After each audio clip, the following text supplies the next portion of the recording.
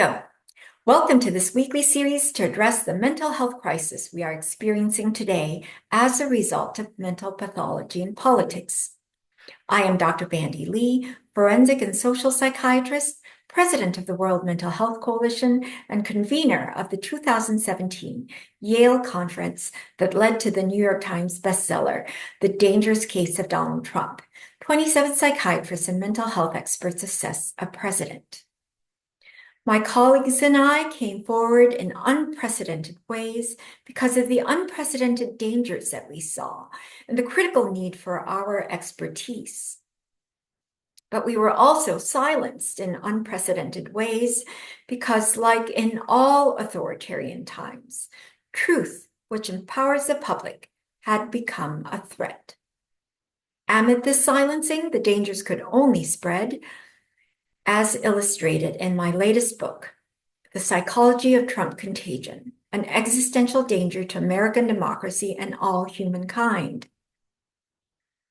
Now we are trying to rectify this vacuum of relevant expertise through a new book and a major all-day conference at the National Press Club.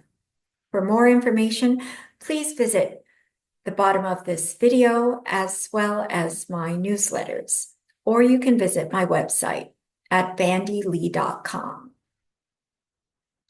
Today, I will speak about what is Trump contagion and what is shared psychosis. The 2024 election year began with what in any previous year would have been an incredible presidential campaign video. Here's what it said. On June 14, 1946, God looked down upon his planned paradise and said, I need a caretaker. So God gave us Trump. God said, I need somebody willing to get up before dawn, fix this country, work all day, fight the Marxists, eat supper, then go to the Oval Office and stay past midnight, and a meeting of the heads of state. So God made Trump.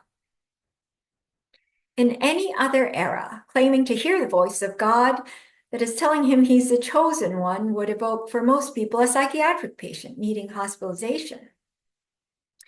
But in Donald Trump's America, evangelical voters gave him 55 to 69% of their vote in the Republican primaries, even after he was charged with scores of felony crimes, including conspiring to overturn the 2020 election defeat, stealing hundreds of classified documents that compromised national security, and more than 24 sexual assault allegations, one of them civilly affirmed, and finally hush money payments to an adult film actress to sway the 2016 election in his favor. What is happening to the religious world? But in the secular world, Donald Trump was consistently leading Joe Biden, his opponent at the time, and running better among Blacks and Hispanics than any Republican presidential candidate in decades. This was despite the COVID-19 pandemic under Trump's mismanagement, having caused the greatest infection rates in the world, especially affecting Blacks, Hispanics, and Native Americans, being hospitalized at rates of 4.5 to 5.5 times higher than whites. Americans also suffered the greatest deaths in the world, with Blacks dying almost 2.5 times the rate of whites, and Hispanics and Native Americans dying about 1.5 times that of whites.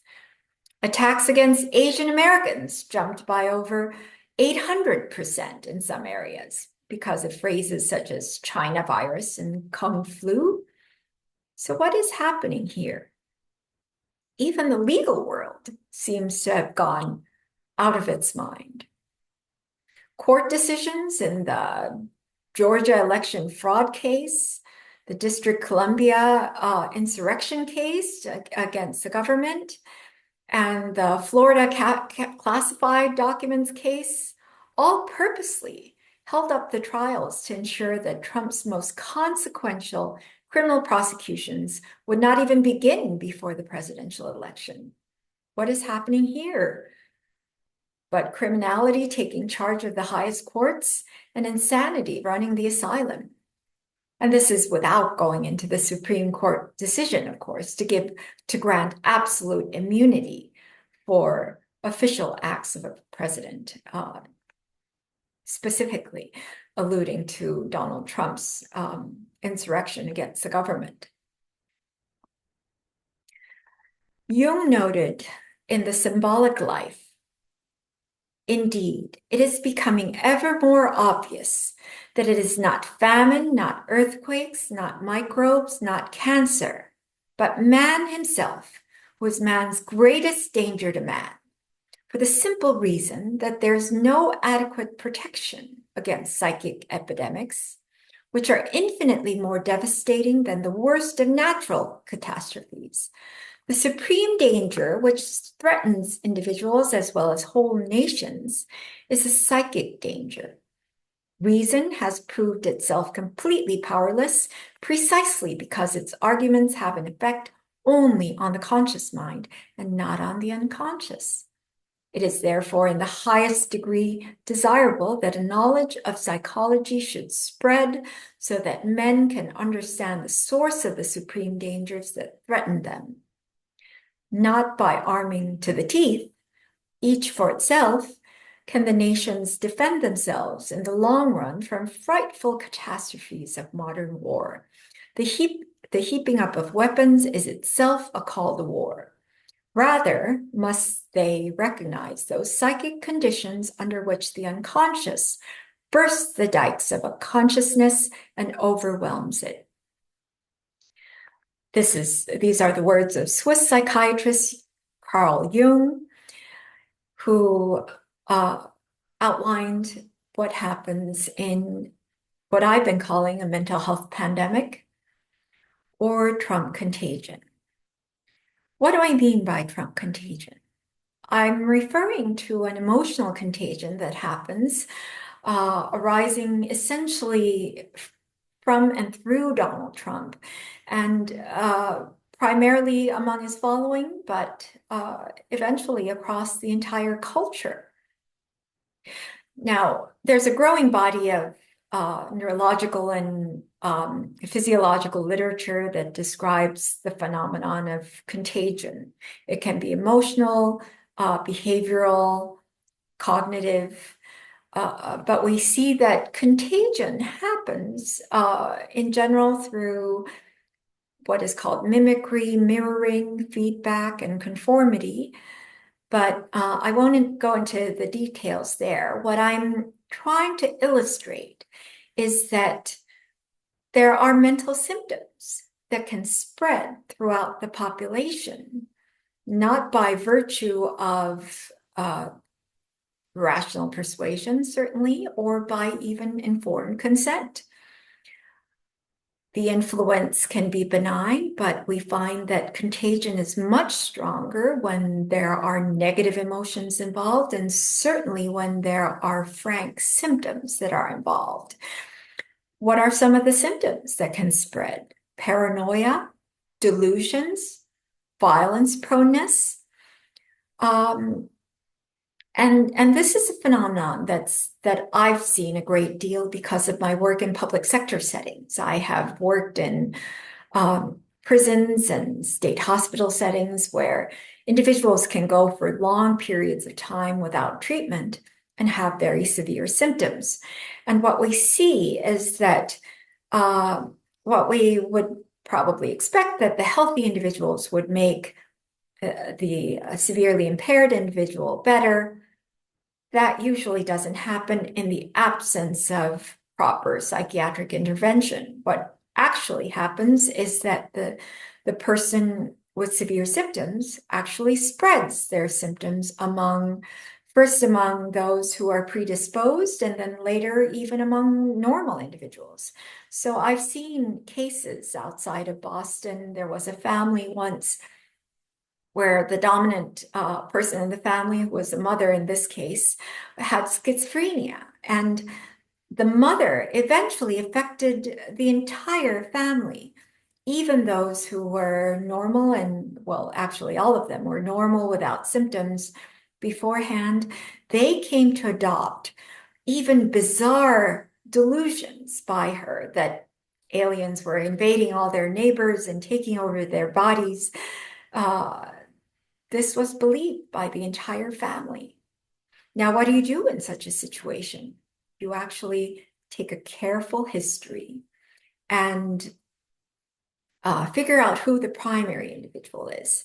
There's only one primary individual usually, and it doesn't matter whether it's a family setting or a street gang or a prison block. The severely impaired individual who has ended up influencing the entire group is the only one you need to hospitalize. And you can't distinguish between primary and secondary individuals just by how they look, because they present identically with the same symptoms. Now, when it gets to this point of everyone looking like they have these severe symptomatologies, then it actually has an official name. It's called shared psychosis, nowadays induced symptoms, but it's a known phenomenon for the last 150 years. The treatment is to remove the exposure. So you hospitalize or transfer the primary individual with the symptoms. And then the rest, the secondary individuals, return to their baseline state. That means that if they were normal before, they would just as dramatically return to normal. And so this is the intervention that we have been trying to recommend for Donald Trump before the Trump contagion got so severe. But of course, that didn't happen. And what we have now has reached the level of shared psychosis to effectuate a collective psychosis. Now, what is shared psychosis? It does not mean that every single person is psychotic. It means that as a collective, they act as if they are detached from reality and have a severe psychiatric syndrome. And we need to treat them as such, because until the interventions are made and they return to their rational, normal state, they will act irrationally. They will cling to cherished beliefs, fixed false beliefs, even in the face of facts or evidence or logical persuasion. They will double down on beliefs that are challenged, and they can even become violent in the worst situations.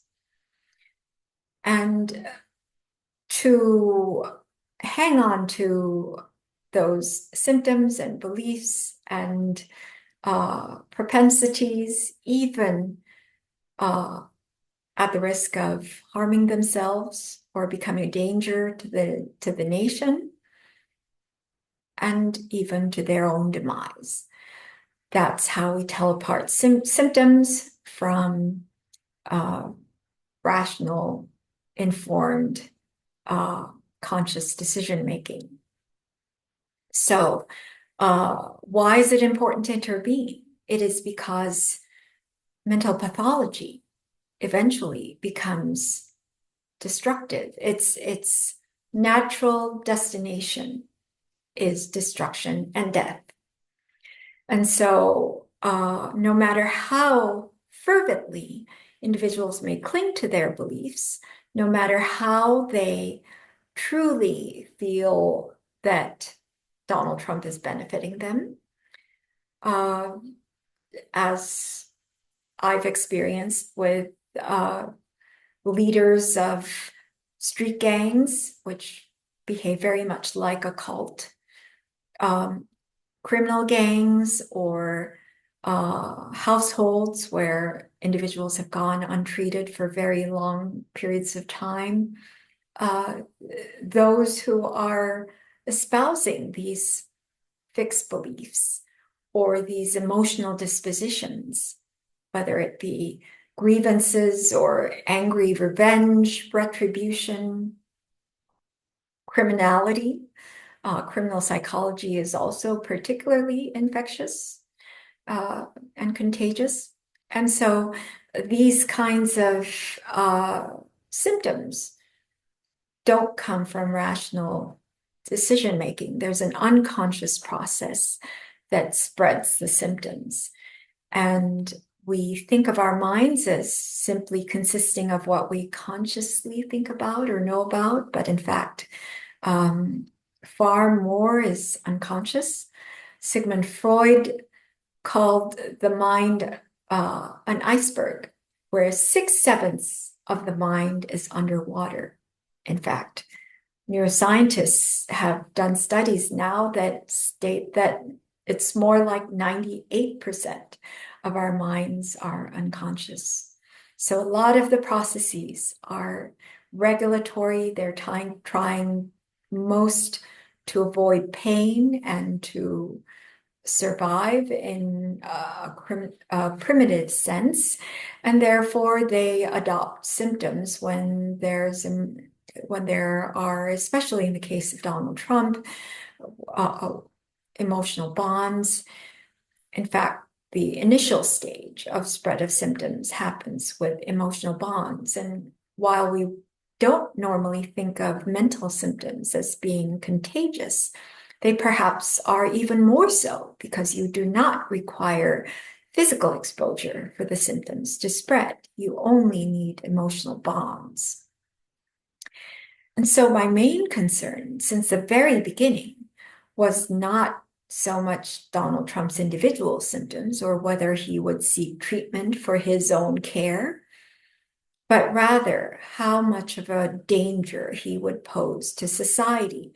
First, by his enormous powers, having access to the nuclear codes and his having command over the greatest military in the world, but also with his compulsive, repeated, and widespread intensive exposure to the public, just as seen how he held so many rallies. He held something like 150 rallies even after he was elected. And he did that for the adulation and adoration he receives from crowds, but his need for that kind of exposure also comes from his pathology. And with that kind of exposure, it provides ample opportunity for his symptoms to spread. And that is what we see today, where half the population does not subscribe to the same facts, evidence, notions of truth, or even expertise, because truth is actually threatening for those who are afflicted with mental pathology. Reality is threatening and needs to be overturned and suppressed, if not replaced, with a new kind of reality that meets their emotional needs. And so that's a brief description of how Trump contagion happens and the end result of shared psychosis. There are several categories of how shared psychosis spreads. First of all, there are 3 conditions for the spread of shared psychosis. One is an offending agent, who is the severely impaired individual in a powerful office. And secondly, there are weakened hosts, his followers who would have been vulnerable emotionally because of societal stress or their own developmental wounds. And thirdly, you need a facilitating environment. That environment can be propaganda news networks or so-called news networks, cultic programming, or even just the radical media channels that have opened up because they see so much profitability in spreading Donald Trump's false claims, which the more symptomatic they are, the more rapidly they will spread. So we see this phenomenon where media organizations, rather than spreading their own propaganda, are actually following Donald Trump. So these are all facilitating environments, as well as corruption of institutions and organizations that weaken institutional abilities to guard against such contagion. And in that, of course, I would include the American Psychiatric Association, that under the Trump administration recognized that it would gain more federal funding by spreading anti-scientific ideas, because all scientific organizations that promoted science experienced dramatic reductions in their funding and were simply depleted, whereas for the American Psychiatric Association, it experienced unprecedented federal funding under the Trump administration and was even able to purchase a brand new building in the middle of Washington, D.C., moving from Virginia to D.C. So these are the three conditions, very much like any infectious disease. And there are also types of individuals who are vulnerable, who succumb to shared psychosis. There are those with the same disorder as the primary individual. And so there's a synergy that augments the illness that they already have. There are those who are predisposed to those symptoms through personality disposition, and that's the second group.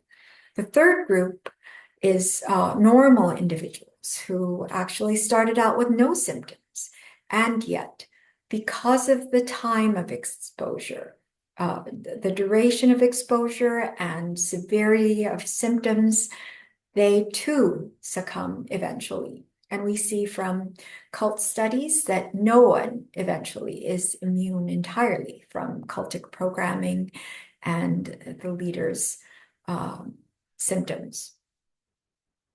And fourthly, the fourth group is a group that is normal to start and resists the longest period of time, but eventually gives in. And that's the latest group to succumb, but also the latest group to turn around if we were to intervene. But again, intervention is very effective with shared psychosis. Just as dramatically as the symptoms have spread, they dramatically also dissipate upon removal of exposure, which is the reason why we advocated for criminal accountability, removal from access to public media, and removal of Donald Trump's ability to spread his symptoms, that actually would come first rather than waiting for his removal through an election. That held true for 2020 as well as 2024. So to summarize, there is a highly mental health-based phenomenon that has affected our culture since the appearance of Donald Trump. In any other situation, mental health expertise would not even be relevant, let alone important, because mental capacity is usually assumed and usually present. But in Donald Trump's era, we know he himself has been evaluated to be unfit by a panel of independent, non-governmental top mental health experts from around the country who did a standard mental fitness evaluation as a service to the public when the appropriate data became available. So having an unfit president means that his symptoms that have made him unfit would spread to the population, make the population also lack the capacity to make rational decisions, and would also spread to his appointees. An unfit president is more likely to appoint unfit candidates for federal courts, or the Supreme Court, or the cabinet. And that's very much what we warned against when he was appointing his Supreme Court justices. And we see that the Supreme Court is now detaching itself from the law in unprecedented ways. So,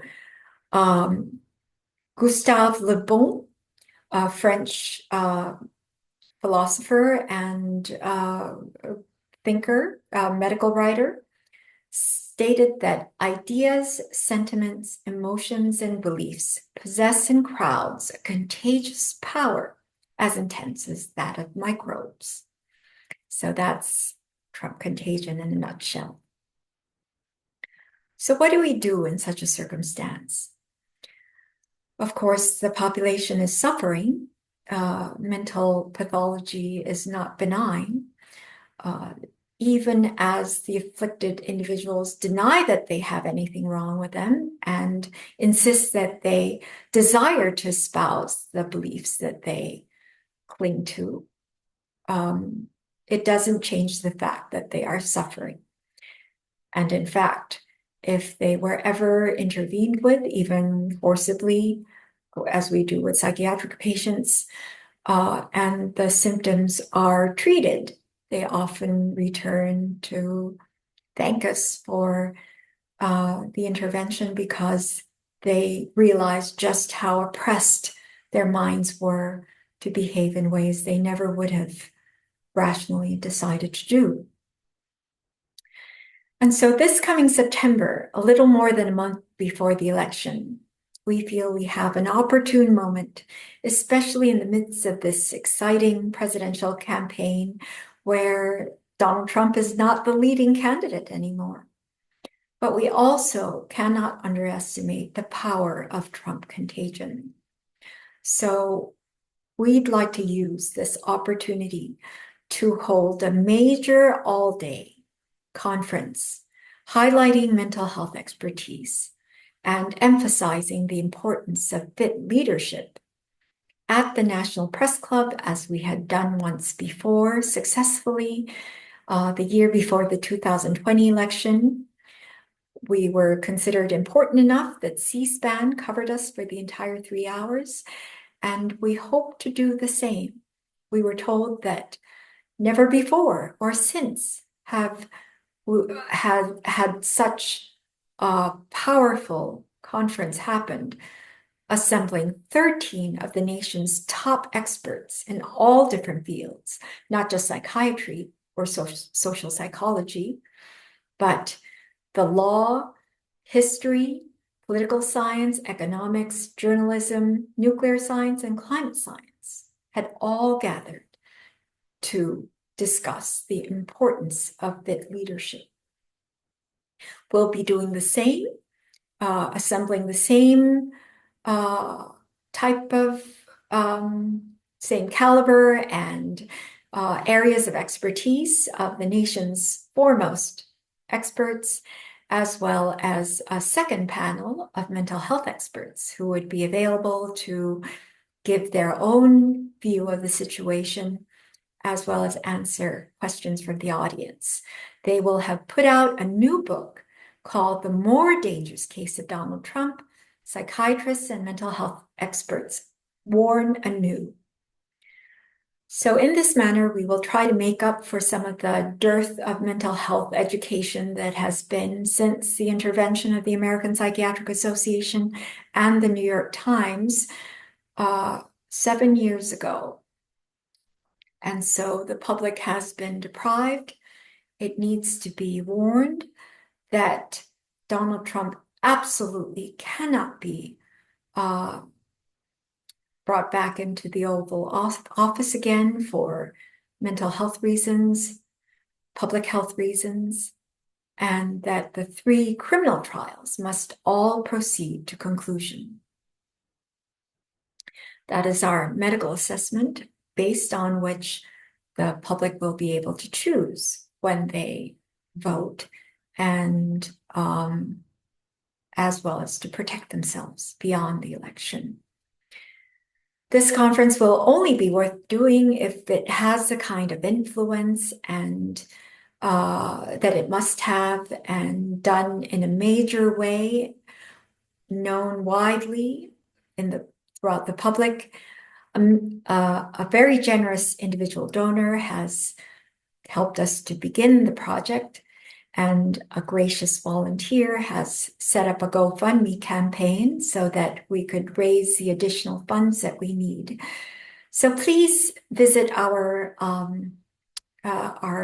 announcement at the bottom of this video and in my newsletters, as well as on my website, bandylee.com. So thank you very much, and may we continue to have a healthy and safe election season.